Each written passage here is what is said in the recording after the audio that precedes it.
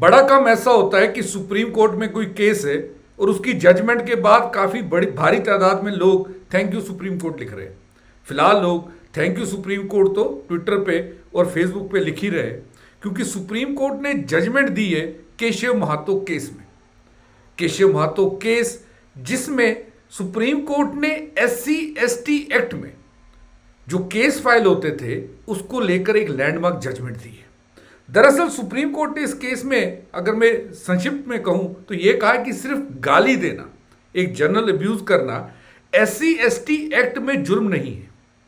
केवल एक general abuse करना SC ST एक्ट के अंतर्गत जुर्म नहीं है, जातिगत अपमान का इरादा जरूरी है। यानी एक जनरल अब्यूज अगर कोई व्यक्ति किसी को करता है उसे आप SC ST एक्ट के अंतर्गत केस नहीं बना सकते। जातिगत टिप्पणी अगर कोई आदमी करेगा किसी व्यक्ति विशेष के खिलाफ, उसी को SC ST एक्ट में क्राइम माना जाएगा। यह सुप्रीम कोर्ट ने लैंडमार्क जजमेंट दी है Keshav Mahato versus State of Bihar case में, जिसकी जजमेंट कुछ दिन पहले ही आई है। दरअसल इस केस में सुप्रीम कोर्ट ने, अगर हम देखें तो एक बारीक रेखा खींची है। रेखा की एक तरफ अगर हम देखें तो जनरल अब्यूज है, यानी कोई आदमी अगर किसी को गाली दे रहा है, जनरल अब्यूज कर रहा है या कुछ कह रहा है, वो एक तरफ है। और इसी रेखा की दूसरी तरफ है जातिगत टिप्पणी करना। सुप्रीम कोर्ट ने दोनों को रेखा खींच के अलग अलग किया हुआ है और यह कहा है कि जनरल अब्यूज को आप जातिगत टिप्पणी में नहीं गिन सकते। यानी जनरल अब्यूज के केसेस आप सुप्रीम कोर्ट में नहीं ला सकते या किसी भी कोर्ट में नहीं ला सकते SC ST एक्ट के अंतर्गत। यह सुप्रीम कोर्ट ने साफ किया है केशव महातो केस में। एक बहुत ही बड़ी लैंडमार्क जजमेंट है हमारे टाइम की। तो सबसे पहले हम लोग फैक्ट्स देख लेते हैं केस के। सुप्रीम कोर्ट में केशव महातो ने एक केस को चैलेंज किया हुआ था और इसे सुन रहे थे जस्टिस आलोक राधे, जस्टिस विपुल M पचौली। ये दोनों इस केस को सुन रहे थे। केस था क्या? केस है भागलपुर बिहार का। यहां पर एक आंगनवाड़ी सेंटर था। इल्जाम ऐसा लगाया गया, कंप्लेंटेंट ने यह कहा कि कुछ लोग इस आंगनवाड़ी सेंटर में आए और उनके साथ गाली गलौज करने लग गए। उनके खिलाफ जातिगत रूप पे कुछ टिप्पणियां भी कही गई गाली गलौज के साथ साथ। तो वो व्यक्ति जो आंगनवाड़ी सेंटर में थे, उन्होंने जाके पुलिस केस फाइल किया और पुलिस केस जब उन्होंने फाइल किया उसमें एक नाम उन्होंने दिया केशव महातो का। केशव महातो का ऐसा कहना था कि वो उस टाइम वहां थे लेकिन उन्होंने कुछ बोला नहीं।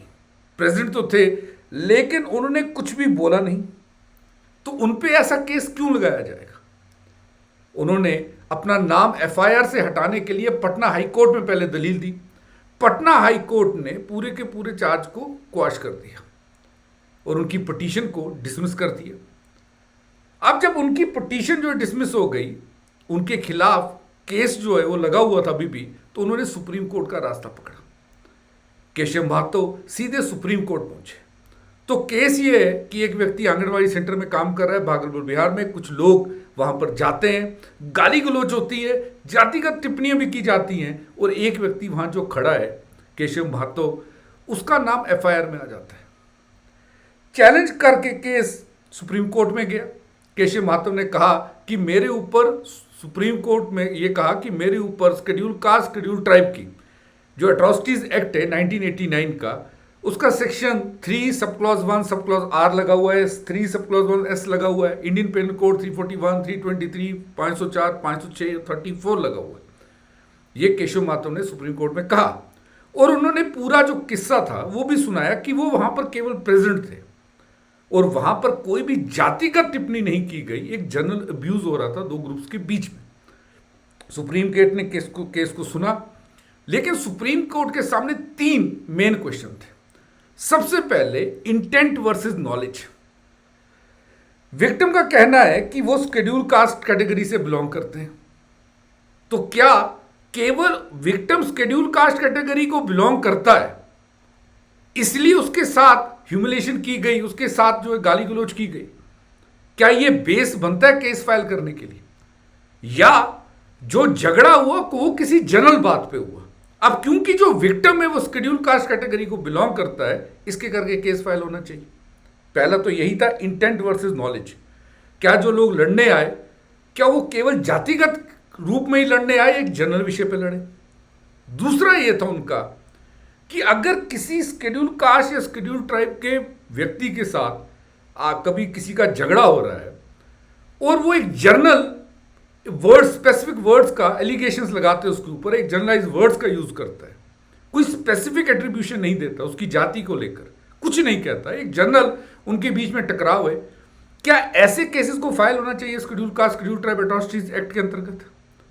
और तीसरा जो था वो था नेचर ऑफ इंसल्ट। जैसा केशव महतो ने कहा, वहां केवल गाली गलौज हुई, वहां पर जातिगत टिप्पणी नहीं की गई, तो क्या इसे रजिस्टर करना चाहिए case under 3 section 3 sub clause 1 sub clause और and under section 3 sub clause 1 sub clause S, यानी अब्यूज वर्सेस इंटेंशन। क्या उनकी इंटेंशन केवल अब्यूज करने की थी या उनकी इंटेंशन उसे जातिगत रूप पे कहीं ना कहीं डिफेम करने की थी? ये केस था।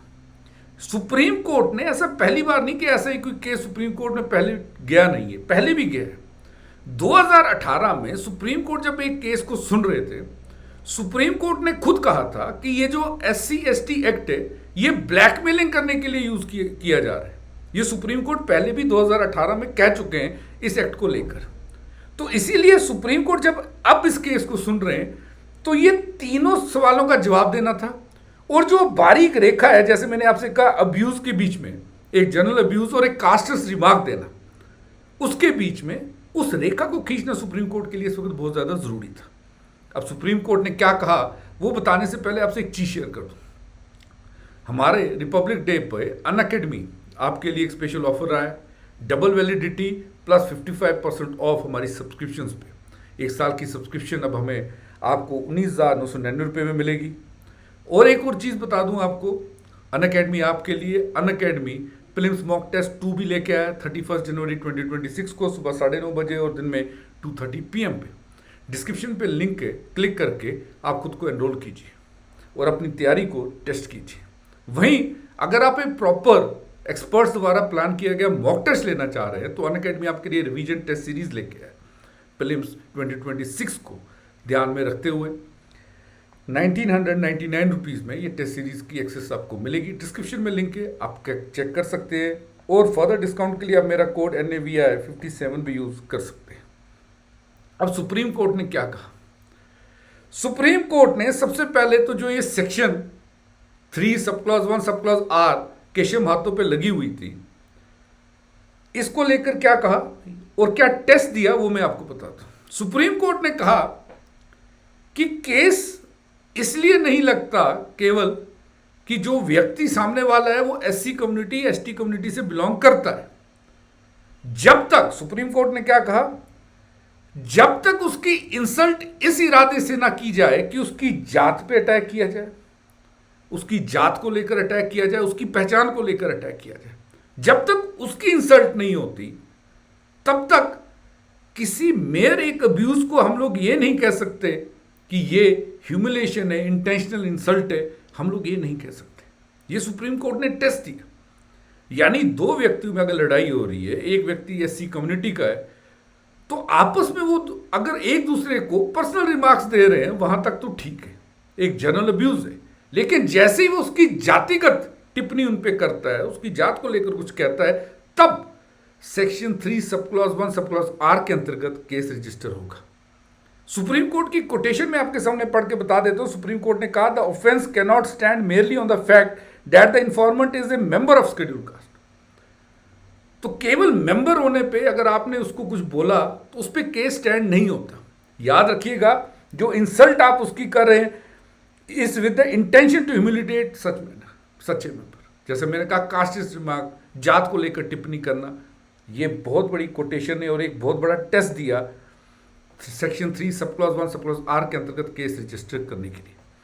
उसी के बाद सुप्रीम कोर्ट ने section 3 sub clause 1 sub clause S को लेकर, जिसके abuse by the caste name, अगर आप किसी को जात को लेकर अब्यूज करते हैं, उसको लेकर सुप्रीम कोर्ट ने क्या कहा? सुप्रीम कोर्ट ने कहा कि अगर किसी को अब्यूज किया जा रहा है उसका कास्ट नेम लेके, आप ये कह रहा है, जो बंदा अपील कर रहा है वो कह रहा है कि मेरे कास्ट नेम को लेकर मेरी इंसल्ट की गई है, मुझे अब्यूज किया गया है मेरी कास्ट को लेकर। याद रखिएगा, एक पर्सनल अब्यूज है, जनरल अब्यूज, एक कास्ट को लेकर अब्यूज है। तो जैसा मैंने कहा था आपको कि एक लाइन खींच दी गई है। तो सुप्रीम कोर्ट ने कहा it must be in the public view. अब दो व्यक्ति बंद कमरे में है और दूसरा बंदा उस पर केस लगा दे, वो नहीं होगा। It must be in the public view. और जो अब्यूज हो रहा है it should be to degenerate the community, degenerate करना कम्युनिटी को, किसी को नीचा दिखाना। अगर ये नियत है उस भाषा की तभी केस रजिस्टर होगा। सुप्रीम कोर्ट की अगर मैं रूल में कहूं तो सुप्रीम कोर्ट ने कहा merely hurling abuses without caste content, जैसे मैंने कहा जनरलाइज्ड अब्यूज। अगर कोई अब्यूजिव इंटेंशन में किसी की कास्ट का नाम ले भी रहा है और अब्यूज नहीं कर रहा, तब ऑटोमेटिकली इस सेक्शन को आप अट्रैक्ट नहीं करेंगे। ये एक बड़ी लाइन है जो सुप्रीम कोर्ट ने खींची है, और जहां पर यह कहा कि पब्लिक व्यू में होना चाहिए। अगर पब्लिक व्यू में अटेम्प्ट हुआ है, कास्ट का नाम लेकर उसे अब्यूज किया जा रहा है, पूरी उसकी जो कम्युनिटी है उसको नीचा दिखाया जा रहा है, तभी उसको गिना जाएगा, तभी इस दफा के अंतर्गत केस लगाए जाएंगे। ये सुप्रीम कोर्ट ने केशव महतो केस में बोला हुआ है। सुप्रीम कोर्ट ने इवन ये भी कहा कि महतो केवल वहां खड़े थे, जो को अक्यूज थे उनके साथ बस खड़े थे, उनकी कोई इंटेंशन नहीं थी। अगर इनको हम लोग सजा देते हैं तो it would be a travesty of justice, Supreme Court ने खुद कहा। और इसीलिए केशव महतो के खिलाफ जितने भी केसेस थे उनको क्वाश कर दिया गया, उन्हें बरी कर दिया गया। एक बहुत बड़ी जजमेंट है ये हमारे टाइम में, और एक लाइन डायरेक्ट खींचना जनरल अब्यूज और कास्टिस्ट रिमार्क के बीच में, this is what supreme court has done. आपका इस विषय के बारे में क्या कहना है मेरे को कमेंट सेक्शन में ज़रूर बताइएगा। और यदि आप यूपीएससी की तैयारी कर रहे हैं तो इस चैनल को सब्सक्राइब कर लीजिएगा। Let's crack it.